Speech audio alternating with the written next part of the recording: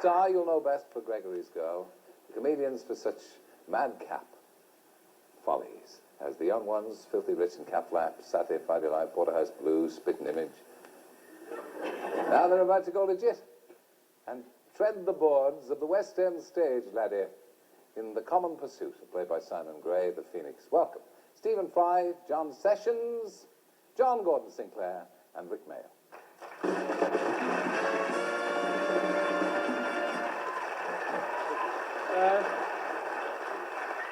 Now this is going to be a straight interview because it's a straight play. I mean, it's not the kind of play, though, Rik, that the public are going to expect to see most of you in. I don't know. I suppose it is really. I'm not the one to ask about the play, really. I haven't read the script yet. I see. I just have to go on. I'm so famous now. I just have to go on stage and sparkle, you know. Of course. And they all throw their pants at me, and I get loads of cash, and then we all go home. They're the ones who ask about the play. All right, I'll ask them. Oh, well, Stephen, go on. Yes, it's about 6 young people, Terry, and it starts with them at university, and it charts their disappointments, their loves, their ambitions, their betrayals, their unrequited loves, their beatings up and murderings, and various amusing points in between, like little stations between two intercity termini, if you like. I don't like personally, but I just told you might like that. That's really what it's about, Terry. It's also about 2 hours, 5 minutes. It's immensely enjoyable. We're all enjoying it. I know Gordon and John are enjoying it too, and may have something to say about it. Are you enjoying it, John? Yeah. John Gordon or yes, John Sessions? We call him Gordon. Call me Gordy. Yeah. Gordy or Mr. Sexy. Well, Master said there's a sort of sex competition going on. Yeah, we had a competition coming on tonight to see who could be Mr. Cool, and I think... Scream Girls. Who do you think's Mr. Scream Girl. There you are.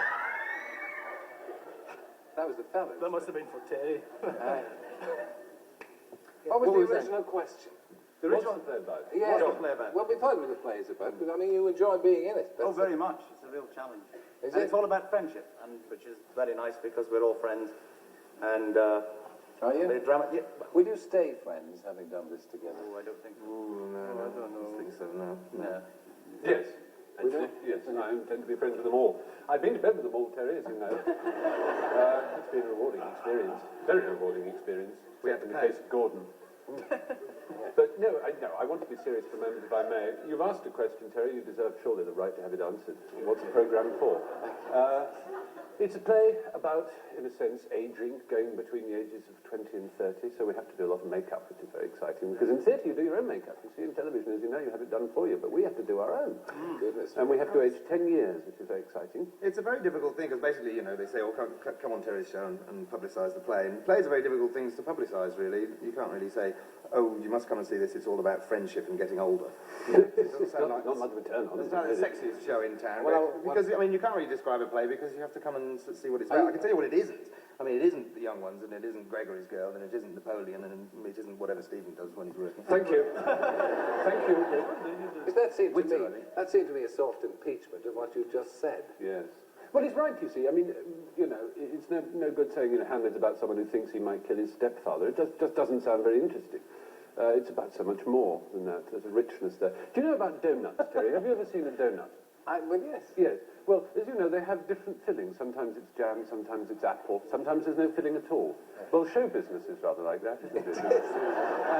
and if you like, you say to us, this is a different thing to be doing. Yeah. But it's just another donut. It's just got a different filling.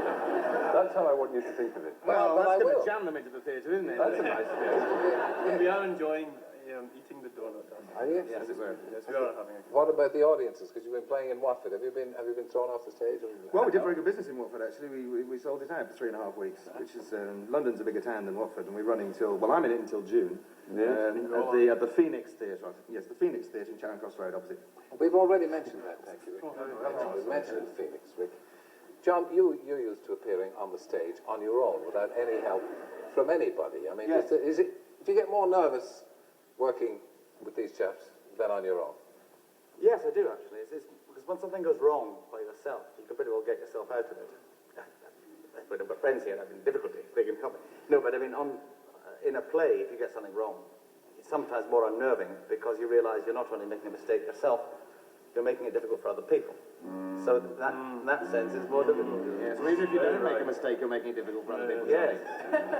How true that is. I mean, you, John Gordon, if I may take a different take, you trained to be an electrician. I did, yes, but I'm not. Yes, I did. Do you feel excluded from this rather esoteric group? No, certainly not. I'm having a great time as well. I'm enjoying it very much. But I wouldn't say no. I don't feel excluded at all.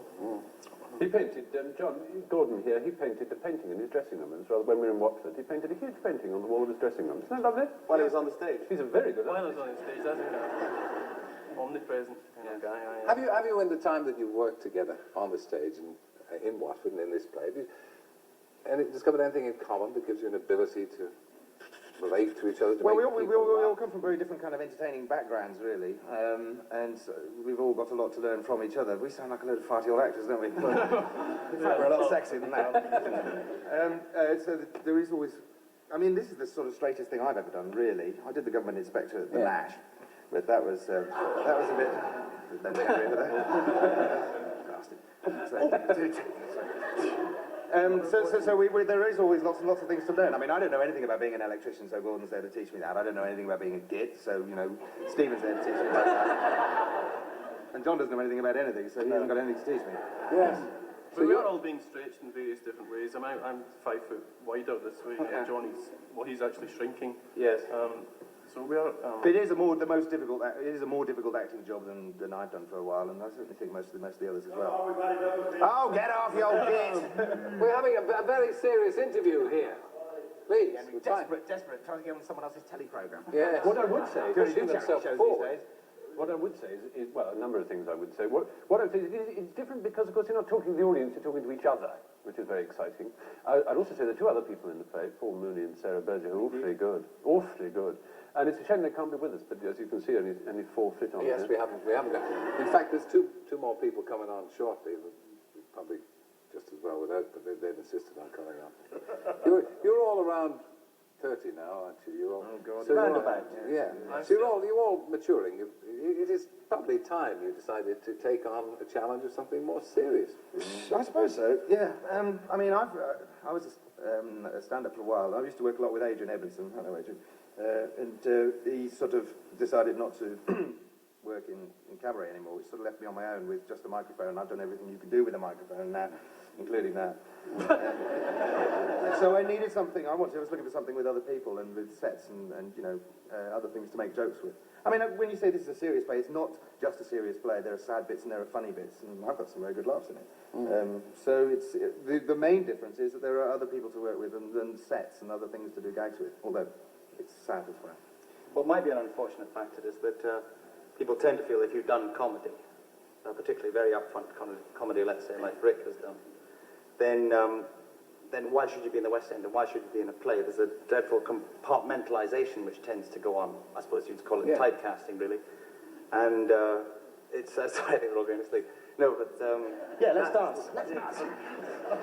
That's enough. But, What a lively moment that was. I'm sorry, John. And that tends to sort of be counted against you. You know, if you go and do something different, you've automatically got a bias against you, which is unfortunate.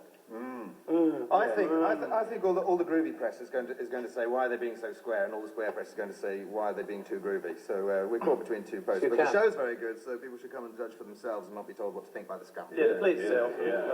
But is this a surge towards respectability and perhaps perhaps the knighthood in you know I can see you. I think we're peeping into volume 2 there. No, but in years to come I can see you some Sinden-esque figures. People keep asking, I just something I'd like to say about this, that people keep asking this question, is it a surge towards respectability? And speaking, I mean, you the guys don't have anything to prove, do you? I mean, you don't have to. No, I don't think theatre should be any more respectable than films or television. It's not there to be respectable. If you want to be respectable, you can go elsewhere. Theatre is not there to be respectable. Yeah, so come to the Phoenix and see us being really unrespectable. We're not being respectable there at all. Really, I promise. And throw your pants. Feel free to throw your pants, really. Really? Yes. You enjoy that aspect of things. Someone threw some pants at me last Saturday, yes, with a telephone number on. Lawrence Olivier. It was Lawrence Olivier, yes. This is irresponsible talk for a man who's just become a father. Indeed. I'm going to have another one as well. Are you? Yeah. I know how to do it. And I He's practicing. I'm the proud mother. I hope it's going to be a great success for you in the Phoenix. Well, I'm sure it will. You've had a marvellous pre-run. You must come and see it, Terry. I won't. Yeah. Always welcome in my dressing room. Thank We can do what we did last time. Please. That would be lovely. I look forward to that. You get your royal box, Terry. Oh, great. So you would have to mix for the public. Oh, no, we don't want any of that. Can you do that impersonation of me that I saw you did on the television? Titivating and titivating. Staring into the camera, looking down. Going up again. I could go on.